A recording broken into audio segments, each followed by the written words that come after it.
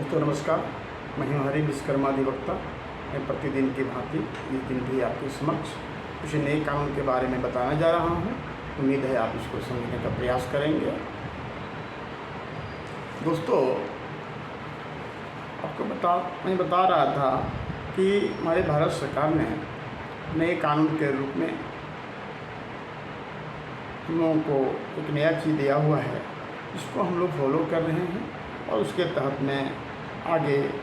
कर रहे हैं। तो मैं आपको बताना चाहूँगा आज 144 CRPC के बारे में।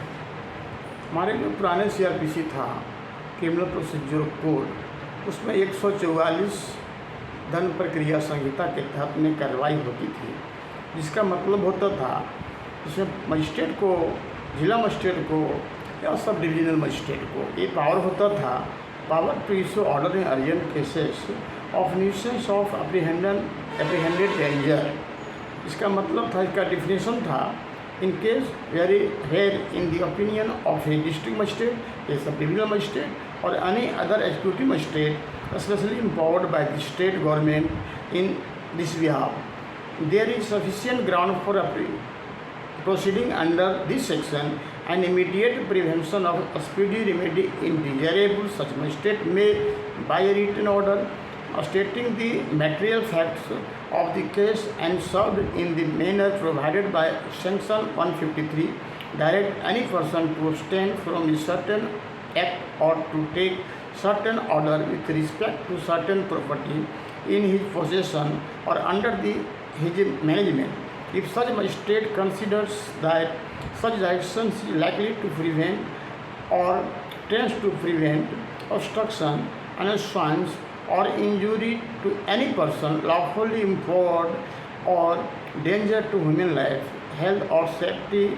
or a disturbance of the public tranquility or a riot और एनी अफरी। इसको अभी भारत सरकार ने नए कानून के तहत में, जिसका नाम रखा गया है भारतीय नागरिक सुरक्षा संहिता 2023, इसके तहत में एक नया धारा पेश किया हुआ है 163 द भारतीय नागरिक सुरक्षा संहिता 2023। इसके तहत में करीब करीब एक ही चीज़ रखा गया है, एक ही चीज़ पेश किया गया है। जिस तरह से 144 CRPC के तहत, 144 धारा के तहत कार्रवाई होती थी ऐसे व्यक्ति के विरुद्ध में जो समाज के लिए या लोक परिशांति को भंग करने का प्रयास करता था, या किसी राइट को रोकने के लिए, किसी झंझट को रोकने के लिए, किसी झगड़े को रोकने के लिए, चाहे वो किसी तरह का विवाद हो, जमीन संबंधी विवाद हो या और किसी भी तरह का विवाद हो, उसके रोकने के लिए सरकार के द्वारा इम्पावर्ड सब डिविजनल मजिस्ट्रेट और जिला मजिस्ट्रेट या कोई भी एग्जीक्यूटिव मजिस्ट्रेट या कोई पावर दिया गया था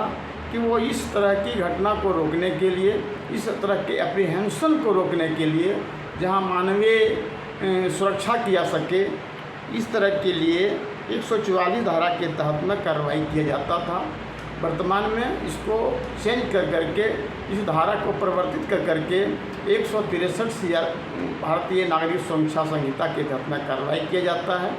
और कार्रवाई सेम है, जैसा कि कार्रवाई पहले हुआ करता था, सेम कार्रवाई, ठीक उसी तरह का कार्रवाई 163 भारतीय नागरिक सुरक्षा संहिता के तहत में भी किया जाना है। और इसमें यह